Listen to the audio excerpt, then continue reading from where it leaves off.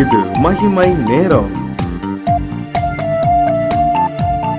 ஆண்டவராகிய இயேசு கிறிஸ்துவின் ஈடு இணையற்ற நாமத்தில் மகிமை டிவி நேயர்களை அன்புடன் வாழ்த்தி வரவேற்கிறேன். இந்த மகிமை நேர நிகழ்ச்சிக்கு மீண்டுமாக உங்களை சந்திப்பதில் மிகுந்த சந்தோஷம். நாம் இந்த மாதத்துல நம்ம தியானித்து வருகிறோம், ஆண்டவராகிய இயேசு கிறிஸ்து அதிசயங்களே செய்கிறவர் அப்படின்னு சொல்லி நம்ம தியானித்து வருகிறோம்.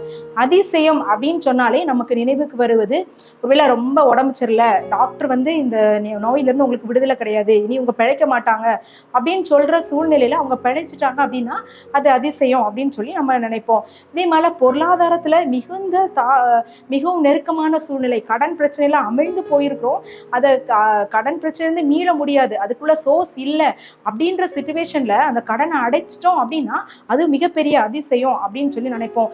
அதே போல பிசாசின் பிசாசினால பீடிக்கப்பட்டிருந்த நேரத்துல அதுல இருந்து நம்ம விடுதலை பெற்றுட்டோம் அப்படின்னா மிகப்பெரிய அதிசயம் அப்படின்னு நினைப்போம். இப்படி உலக பிரகாரமான காரியமாகட்டும், இயற்கைக்குள்ள ஆண்டவர் நமக்கு அவர் புயலை அடக்குகிற தேவனா இருந்தார். இப்படிப்பட்ட சூழ்நிலைகளிலும் நாம் அதிசயம் அப்படின்னு சொல்லுவோம். ஆனா எல்லாவற்றை காட்டிலும் மேலான ஒரு அதிசயம் இருக்கு. அது என்ன அப்படின்னா பாவ மன்னிப்பை பெற்றுக்கொள்வது, பாவ மன்னிப்பின் நிச்சயத்தை பெற்றுக்கொள்வதுதான் இதை காட்டிலும், எல்லாவற்றை காட்டிலும் மேலான அதிசயம். அதை வேற யாரும் மனுஷன் நம்மளுக்கு கொடுக்க முடியாது.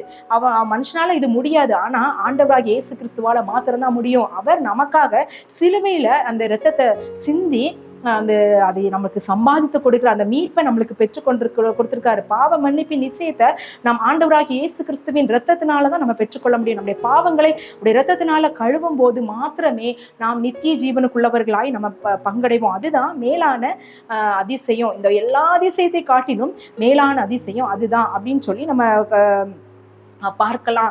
இந்த திமிர்வாத காரனை குறித்து நம்ம பார்த்தோம் அப்படின்னா மார்க் 2ஆம் அதிகாரத்துல தெளிவாய் சொல்லப்பட்டிருக்கிறது. அவனுடைய பாவங்களின் நிமித்தமாக அவன் திமிர்வாதத்தினால பாதிக்கப்பட்டான். அவனுடைய கைகள் கால்கள் எல்லாம் செயலிழந்து போன, அவன் எதையுமே செய்ய முடியாதவனாக படுத்த படுக்கையாய் இருந்தான்.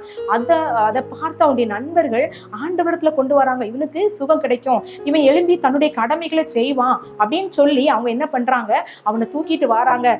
ஜனக்கூட்டம் நெருக்கி கொண்டு இருக்கிறதுனால அவங்க உள்ள போக முடியாதனால மேற்கூரையை பிரித்து அவங்க ஆண்டவரோட இயேசு கிறிஸ்து இருந்த இடத்துல இருக்கிறாங்க. அவருடைய விசுவாசத்தை பார்த்து ஆண்டவர் சுகப்படுத்துகிறார் அப்படின்னு சொல்லி பார்க்கிறோம். எல்லாருடைய கண்களும் ஆண்டவர் மேல் நோக்கமா இருக்கிறோம். ஆண்டவர் என்ன சொன்னார் அப்படின்னா, உன் பாவங்கள் உனக்கு மன்னிக்கப்பட்டது அப்படின்னு சொன்னாரு. அவன் வந்தது சுகவீனம் உள்ளவனாய், அவன் நடக்க முடியாதவனாய், அவனுடைய கை கால்கள் அசைக்க முடியாதவனாய் படுக்கையில வந்தான். அவனை பார்த்து ஆண்டவர் சொல்றார், உன் பாவங்கள் உனக்கு மன்னிக்கப்பட்டது அப்படின்னு சொல்றாரு. அங்க இருக்கவங்க எல்லாம் சொல்றாங்க, தேவன் ஒருவரே தவிர பாவங்களை மன்னிக்கத்தக்க அதிகாரம் உள்ளவர் யார் அப்படின்னு சொல்றாங்க. அப்ப ஆண்டவர் என்ன சொல்றாரு அப்படின்னு பார்த்தா மார்க் 2ஆம் அதிகாரம் 10ஆம் வசனம், பூமியிலே பாவங்களை மன்னிக்க மனுஷகுமாரனுக்கு அதிகாரம் உண்டு என்பதை நீங்கள் அறிய வேண்டும் என்று சொன்னார் அப்படின்னு சொல்லி நம்ம பார்க்கிறோம். அப்போ பாவங்களை மன்னிக்கிற அதிகாரம் உள்ளவர் ஆண்டவராகிய இயேசு கிறிஸ்து. அந்த அதிசயத்தை அவரால் மாத்திரம் தான் செய்ய முடியும். அதனால திமிர்வாதக்காரனை நோக்கி என்ன செஞ்சாரு, உன் பாவங்கள் உனக்கு மன்னிக்கப்பட்டது அப்படின்னு சொல்றாரு. அவன் எல்லாரும் எதிர்பார்த்திருப்பாங்க இவனுக்கு சரீர சுகத்தை கொடுப்பார் அப்படின்னு. ஆனா முதலாவது ஆண்டவர் கொடுத்தது என்ன அப்படின்னா பாவ மன்னிப்பு அப்படின்ற சுகத்தை அவருக்கு கொடுத்தார். ஒருவேளை நம்முடைய வாழ்க்கையில அநேக காரியங்கள் நமக்கு எதிர்மறையாய் காணப்படுகிறது. ஒருவேளை எந்த காரியங்கள் நமக்கு ஆபத்தாய் இருக்கிறதோ, அது நம்மளுக்கு பிரச்சனையாய் காணப்படுகிறதோ, போராட்டமாய் காணப்படுகிறதோ, நம்ம ஆண்டவருடைய சமூகத்துல ஆண்டவரே எந்த பாவத்தினால நான் இந்த காரியம் வந்தது அப்படின்னு சொல்லி நம்மை நாமே உயிர்த்து ஆராயும் போது ஆண்டவர் உணர்த்துவார். அந்த பாவங்களை ஆண்டவர் மன்னிக்கும் போது மெய்யான விடுதலை நமக்கு உண்டாகும் அப்படின்னு சொல்லி எந்த விதமான சந்தேகம் இல்லை. ஏன்னா சங்கீதம் 51:5 சொல்லப்பட்டிருக்கிறது, என் தாய் என்னை பாவத்தில் கற்பந்தெடுத்தாள். நம்ம பாவத்துலதான் நம்ம உருவானோம், நம்ம பாவத்துலதான் வாழ்கிறோம். ஆதாம் ஏவாளின் மூலமாக பாவமானது இந்த உலகத்துல வந்தது. அந்த பாவத்தின் விளைவாகிய காரியத்தை மீட்டு விடுதலை கொடுக்கணும் அப்படின்னா ஆண்டவராகிய இயேசு கிறிஸ்துவால மாத்திரம்தான் முடியும். அவர் அப்படிப்பட்ட அதிசயத்தை செய்கிற தேவனா இருக்கிறார் அப்படின்னு சொல்லி நம்ம எந்த விதமான சந்தேகமும் கிடையாது. நிறைய நேரத்துல நம்ம என்ன நினைப்போம் அப்படின்னா, சுகமில்லாத வாழ்க்கை, அதே மாதிரி கடன் இல்லாத வாழ்க்கை அதுதான் மேலான காரியம் அப்படின்னு நம்ம நினைப்போம். ஆனா பாவ மன்னிப்பை பெறாத வாழ்க்கை மிகவும் கேள்விக்குறியானதாகவும் இதே வேதனைக்குரியானதாகவும் காணப்படும். ஏன்னா நம்முடைய உலக ஓட்டத்தை முடித்ததுக்கு பின்பதாக நம்ம நித்திய அக்கினிக்கு நேராக தள்ளப்பட்டு விடுவோம். அது மிகவும் பேர் ஆபத்தானதாக காணப்படும். அதுல இருந்து விடுவிக்கிறதுக்கு யாருமே இருக்காது. அதனால பாவ மன்னிப்பின் நிச்சயத்தை நம்ம பெற்றுக்கொள்ளணும் அப்படின்னு சொல்லி இந்த நாளுக்குரிய சிந்தனையாய் காணப்படுகிறது. அடுத்தது அடுத்ததாக பார்த்தீங்க அப்படின்னா இவனுக்கு ஆண்டவர் சுகம் கொடுக்கிறார். ஏன் அப்படின்னா மற்றவர்களுடைய விசுவாசத்தை பார்த்து, அவருடைய விசுவாசத்தை, அவங்க சுமந்து கொண்டு வந்தவருடைய விசுவாசத்தை பார்த்து அவருக்கு என்ன செய்யறாரு, சுகம் கொடுக்கிறார் அப்படின்னு சொல்லி பார்க்கிறோம். எபிரேயர் 11 சொல்லப்படுகிற விசுவாசம் இல்லாமல் தேவனுக்கு பிரியமா இருப்பது கூடாத காரியம். அப்ப நம்ம விசுவாசமா இருந்தால் மாத்திரமே ஆண்டவரோடு நம்ம உறவு கொள்ள முடியும், அவருடைய அதிசயமான காரியங்களை நம்ம சுதந்திரிக்க முடியும்.